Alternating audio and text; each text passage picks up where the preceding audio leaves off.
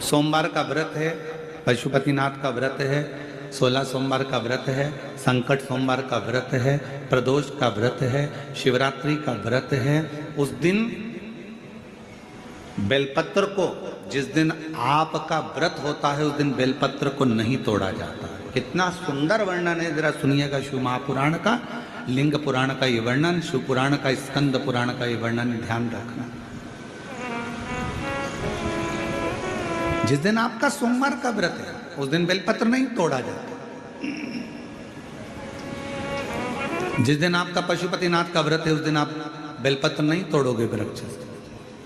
जिस दिन आपका प्रदोष का व्रत है उस दिन बेलपत्र नहीं तोड़ोगे। जिस दिन आपका 16 सोमवार का व्रत है उस दिन बेलपत्र नहीं तोड़ोगे। जिस दिन संकट सोमवार का व्रत है, शिवरात्रि का व्रत है, जिस दिन आप शंकर भगवान का तीज का व्रत, छठ का व्रत, भगवान शंकर का कोई भी व्रत अगर आप धारण करते हैं तो उस दिन बेलपत्र को व्रत करने वाले व्यक्ति को नहीं तोड़ना चाहिए।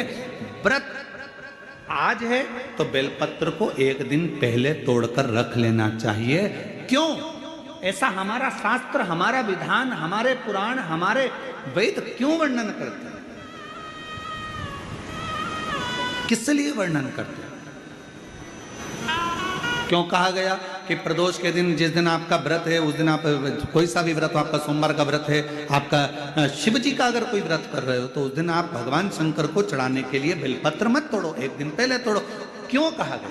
हमारे शास्त्र क्यों कहते हैं कि पशुपतिनाथ का व्रत कर रहे हो तो बेलपत्र को एक दिन पहले तोड़ना, सोमवार का व्रत कर रहे हो तो बेलपत्र को एक दिन पहले तोड़ना, प्रदोष का व्रत कर रहे हो तो एक दिन पहले व्रत को, बेलपत्र को तोड़ना। एक दिन पहले उस बेलपत्र को क्यों तोड़ा जाता है? जिस दिन हमारा व्रत रहता है उस दिन हम बेलपत्र क्यों नहीं तोड़ सकते? तो हमारा शास्त्र कहता है, शिव महापुराण वर्णन करती है कि जिस बेलपत्र की पूजन आप साल भर में अगर एक दिन भी आपने बेलपत्र को जल चढ़ाया है, एक दिन भी बेलपत्र को नमन करा है, एक दिन भी बेलपत्र के वृक्ष को यदि तुमने पूजा है, साल भर में एक दिन भी आपने अगर बेलपत्र की आराधना करी है, तो आप जब जब सोमवार का व्रत रखती हो, प्रदोष का व्रत रखते हो, आप जब जब शिवरात्रि का व्रत रखते हो, आप जब संकट सोमवार का व्रत रखते हो, पशुपति व्रत रखते हो, तो तुम्हारे उस व्रत को सफल बनाने के लिए बेलपत्र का वृक्ष भी तुम्हारे लिए व्रत रखता है, जिससे तुम्हें उस फल की प्राप्ति।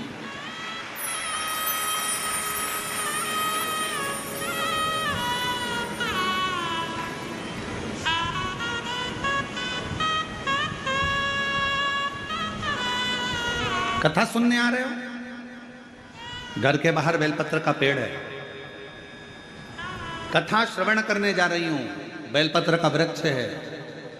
नहीं, आपको अगर कथा सुनने जा रहे हो तो बेलपत्र अगर चढ़ाना है तो एक दिन पहले आप बेलपत्र को उतारो। कथा सुनने के लिए जा रही हूं और बेलपत्र रास्ते में से तोड़ लिया, कथा में जाकर बैठ गई, बेलपत्र शिव पुराण को समर्पित कर दिया या कथा में समर्पित कर दिया, या विचार करा कि मेरा बेलपत्र व्यासपीठ तक जाएगा, झोली में डाल दिया। ध्यान रखना, कथा सुनने के लिए आ रही हो, सामने बेलपत्र का वृक्ष दिख गया, उसको झुककर प्रणाम करो, नमन करो और कहो, मेरे बाबा, मेरे शंभु, आपका दर्शन कर कर जा रही हूँ। मैं जानती हूँ इस बेलपत्र के वृक्ष में गौरी शंकर हैं, मैं जानती हूँ इस बेलपत्र के वृक्ष में नारायण लक्ष्मी है, मैं जानती हूँ इस बेलपत्र के वृक्ष में 64 योगनियाँ हैं, मैं जानती हूँ इस बेलपत्र के वृक्ष के तने में स्वयं कुबेर बैठकर साधना करता है। इस बेलपत्र के वृक्ष को मैं नमन करती हूँ। बाबा, आपसे प्रार्थना करती हूँ कि मैं कथा सुनने के लिए जा रही हूँ, जब मैं कथा सुनकर वापिस आऊं ना, हे बेलपत्र महारानी, हे बेलपत्र के वृक्ष, हे शंकर, ऐसी कृपा करना कि मेरी खाली झोली को भंडार से भर देना, उसको नमन करो। और हम क्या करते हैं?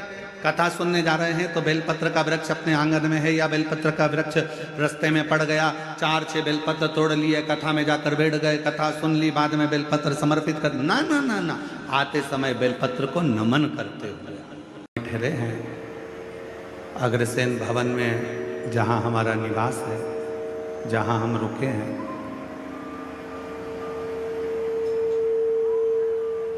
उस अग्रवाल धर्मशाला से, अग्रसेन भवन से जब हम आ रहे थे तो कोई एक बहन ने एक पत्र दिया था। वो पत्र हमने वहीं पर दे दिया था। फिर हम कथा कर कर गए तो उस पत्र को पढ़ा। उस पत्र में उस बहन ने लिखा था कि मैंने एक संकल्प लिया है कि मैं 1008 बेलपत्र शिव जी को समर्पित करूंगा।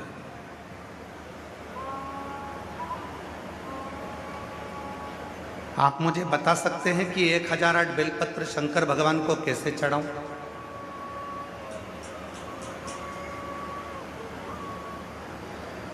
उस बहन ने पत्र में लिखा कि हमने संकल्प लिया है कि 1008 बेलपत्र शिव जी को समर्पित करूंगी। क्या आप बता सकते हो कि वो 1008 बेलपत्र शंकर जी को कैसे चढ़ाऊं? थोड़ा सावधानी से सुनना उस बेटी के प्रश्न, उस बहन के प्रश्न।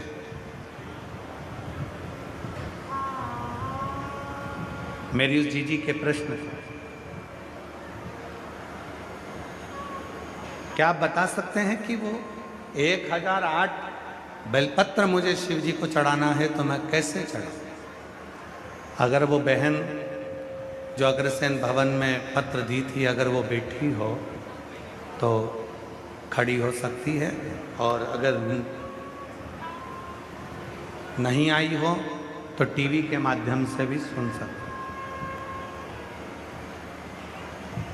कि वो पत्र में लिखा कि मैं 1008 बेलपत्र शिव जी को चढ़ाना चाहती हूं, उसको कैसे चढ़ाऊं?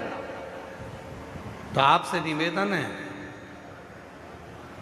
शिव महापुराण की कथा कहती है अगर 1008 बेलपत्र आप शिव जी को चढ़ाना चाहते हो तो पहले 1008 बेलपत्री के पेड़ लगाओ, तब जाकर 1008 बेलपत्र शिव जी को चढ़ाओ।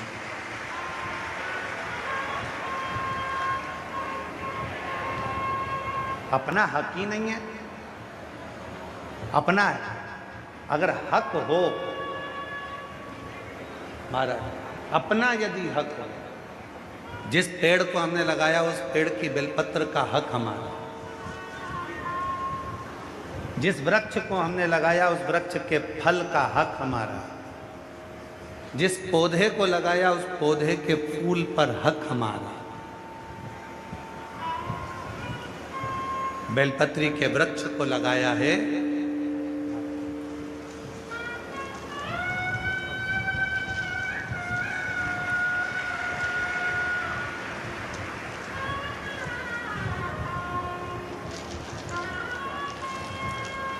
हमारे बीच में